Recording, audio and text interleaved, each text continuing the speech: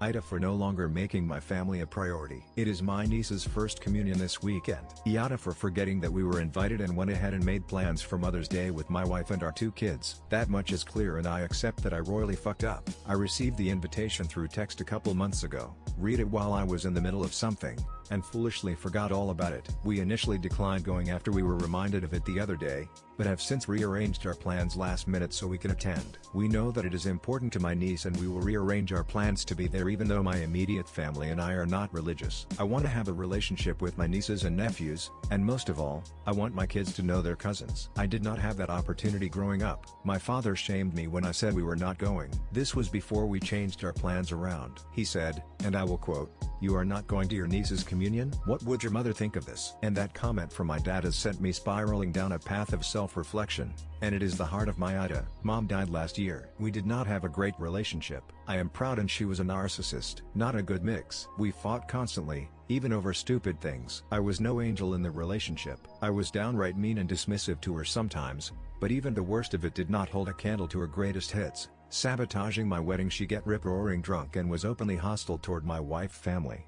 Had a full-on psychotic episode at the rehearsal dinner, etc. Spread lies to extended relatives and friends about my wife and I, and regularly pitted my brother and I against each other when we were kids all the way through adulthood. She claimed that her grandkids, my children, did not know her and that it was my fault, that my brother is a better son because he let her watch his kids all of the time, which is true. She essentially provided free daycare for them and put my wife and I down for paying strangers to watch our kids at daycare. Dad was complacent and enabled mom's behavior. I often confided in him but eventually stopped when he fought with me about the same things. 2. We kept my parents at arm's length mostly because of my mom's unpredictable behavior. Sometimes she was totally fine, even loving, and others she was downright cruel and combative. She was jealous of many people, but none more than my in-laws. We spent more time with my wife's family when my kids were really little, as my wife is super close to her folks and her siblings. This was used as ammunition against me, as mom would call me up a day or two after an in-law gathering to scream at me about it, and about how I was a traitor to the family, didn't love her,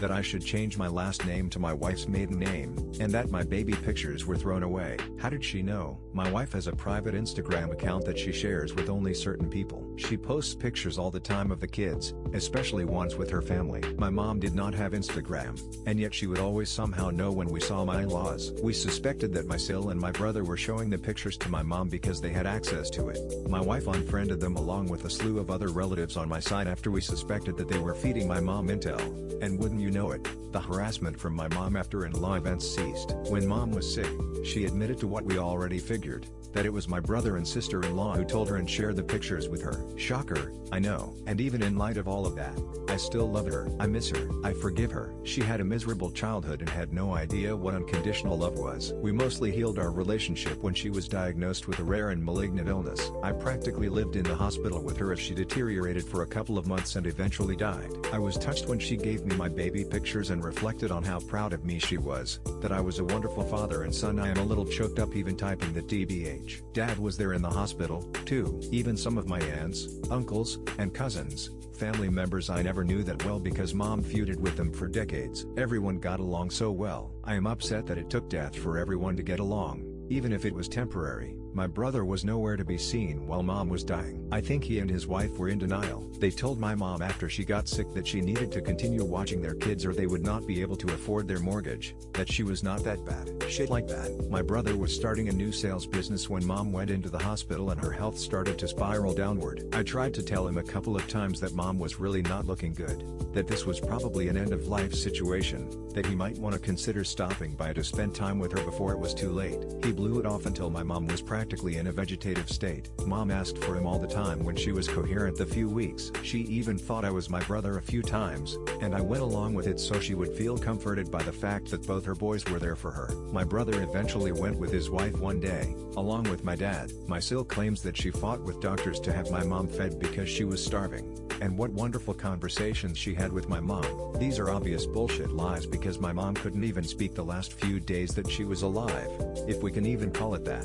And yet everyone she tells this heroic story to just eats it up. Whatever, everyone has their way of handling grief, I guess. I guess I'm still mad at my brother about it even though, again, everyone handles grief differently. My dad seemed to think it was fine that my brother was never there. My brother and I was really shitty to him growing up. We are close in age. I would take my insecurities out on him regularly when we were young by making fun of him, and just generally being an insufferable piece of shit. Taking his toys, picking on him. It's one of my life's biggest regrets and I've tried for decades to make up for it. The dynamic has since flipped. My brother enjoys putting me down, especially in front of an audience. He's subscribed to this ultra-right-wing cutthroat, self-righteous view of the world where he can be an asshole to anyone and there is nothing anyone can do to stop him. My interactions with him are limited because he's just not fun to be around. I probably played a part in that and I'll never make that right. It kills me knowing that. My brother and my dad are very close. Dad now watches his kids and helps him with his new business. I guess I am jealous of that. I check in with Dad regularly, but if I do not pick up the phone and call,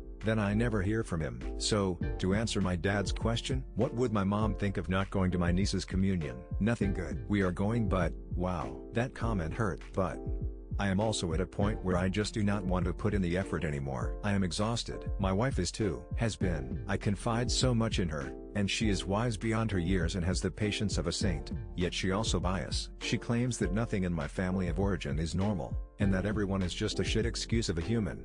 But I think every family has some crazy in it. She comes from an unusually supportive and loving family, which has always been strange to me even after over a decade, and I've still wondered for years what the catch is. So it's obvious that I need to look outside for objective opinions on my inner conflict. I want to set a good example for my kids and break the cycle. We teach them that family is everything. But then here I am, about to give up on my own family of origin. I do not think I can have any meaningful inner peace and a clear path forward without reflecting first if I am actually the asshole.